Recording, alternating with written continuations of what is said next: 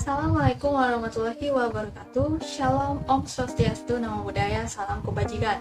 Perkenalkan, nama saya Juwita Thalia Pangarepi. Pada kesempatan kali ini saya akan memberikan sebuah pandangan atau analisa atau kritikan atau curhatan terhadap suatu kasus atau realita hukum dengan melalui video ini. Lalu kasus yang saya akan angkat adalah mengenai kasus pelecehan seksual terhadap mahasiswi di Universitas Riau. Kemudian, sebelum saya menuju ke poin utamanya, saya akan menceritakan atau mengulas balik kronologi dari kasus tersebut. Jadi kasus ini viral setelah akun Instagram Komai Unri mengunggah sebuah video yang berisikan pengakuan dari si korban pada tanggal 4 November 2021. Video yang berdurasi 13 menit 24 detik itu sudah ditonton lebih dari 2 juta orang. Lalu di dalam video tersebut, si mahasiswi menceritakan pelecehan yang telah dialaminya pada tanggal 27 Oktober 2021 ketika ia menemui Syafri Harto di ruangan dekan FISIP Unri untuk melakukan bimbingan proposal skripsi. Memang pada saat itu di dalam ruangan itu hanya mereka berdua saja, makanya tidak ada saksi lain. Selama sesi bimbingan, Bapak Syafri Harto telah mengatakan kata-kata yang membuatnya merasa tidak nyaman, seperti mengatakan kata I love you, yang membuat mahasiswi tersebut merasa terkejut dan sangat-sangat tidak menerima perlakuan Bapak tersebut. Kemudian ketika ia hendak pamit, tiba-tiba Bapak Syafri Harto menggenggam bahunya, lalu mencium pipi kiri dan keningnya. Dalam video tersebut, mahasiswi itu mengatakan, "Saya sangat merasa ketakutan," dan langsung menundukkan kepala saya. Namun, Bapak Syafri Harto segera menongolkan kepala saya dan ia berkata, mana bibir yang membuat saya merasa terhina. Badan saya terasa lemas dan saya ketakutan. Namun setelah saya mendorong Bapak tersebut, Bapak itu bilang, ya sudah kalau nggak mau. Sebelum mengunggah video tersebut, Komahe mengatakan bahwa sebenarnya si mahasiswi telah mengadukan kejadian yang ia alami kepada fakultas dan rektor, namun tidak direspon dengan baik.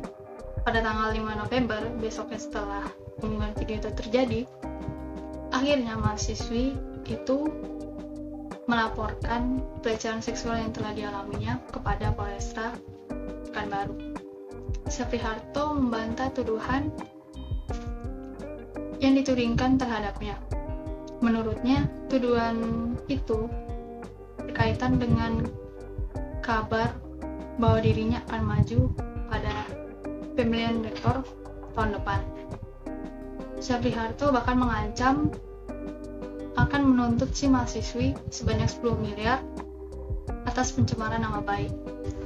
Selanjutnya, tidak perlu lagi saya jelaskan secara detail, tetapi poin pentingnya setelah Syafri Harto mengancam akan menuntut si mahasiswi, Syafri Harto ditetapkan menjadi tersangka, tapi belum diberhentikan atau dilepaskan dari jabatannya. Lalu tiba-tiba Unri merencanakan mengeluarkan aturan pencegahan kekerasan seksual di lingkungan kampus. Dan yang paling terakhir, Hakim PN Pekanbaru putuskan vonis bebas kepada Syafri Harto dikarenakan Hakim menilai unsur dakwaan baik itu primer maupun subsidiar tidak terpenuhi.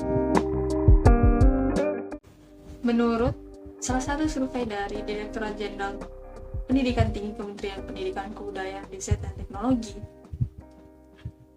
yang menunjukkan sebanyak 77% dosen menyatakan kekerasan seksual pernah terjadi di kampus dan dari 63% dari mereka tidak melaporkan kasus yang diketahuinya itu.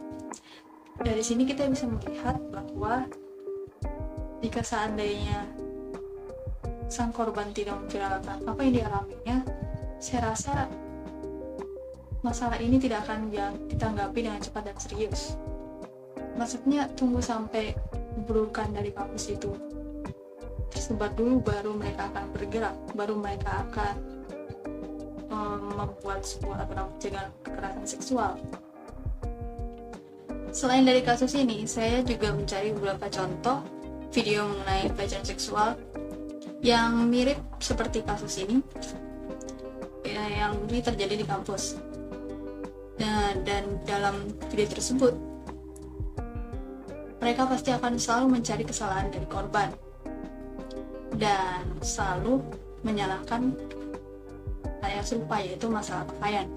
Dan pertanyaannya itu adalah seperti, kamu pasti memakai baju yang minim kan? Padahal korban tersebut memakai baju yang sangat sopan, memakai kerah, kemeja yang biasanya mahasiswa atau mahasiswi kenakan pada umumnya.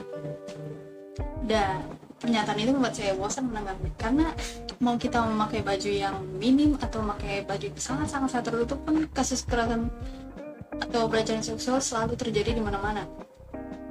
Padahal saya yakin dan percaya bahwa baju merupakan cerminan dari diri kita sendiri. Dari baju kita bisa melihat seperti apa identitas dan kepribadian dari seseorang. Tetapi setelah begitu banyak kasus pelecehan seksual yang terjadi di luar sana, tidak sedikit dari perempuan biasanya memakai baju yang kegedean atau memakai baju yang sangat tertutup atau bahkan berpenampilan seperti laki-laki, padahal ya pelaku pelecehan seksual pun tidak memandang gender. Terus selain juga korban dipojokkan, mereka menganggap bahwa tolong dimaklumi aja ya, masalah ini sifatnya memang seperti itu, jika kalian berulah. Jadi seperti masalah ini hanya dianggap angin berlalu saja, kemudian bisa diselesaikan dengan korban menandatangani surat dia merasa bersalah dan mohon maaf, lalu masalah ini selesai dan tamat.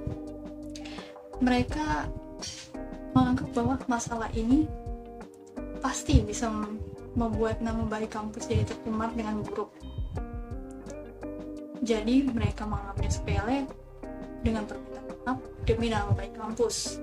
Padahal sebenarnya ini menurut saya malah memperburuk nama baik kampus itu sendiri, dan pastinya akan membuat dan yang pastinya setelah sudah menghilangkan satu kepercayaan, pasti akan membuat kepercayaan lainnya satu persatu juga menghilang.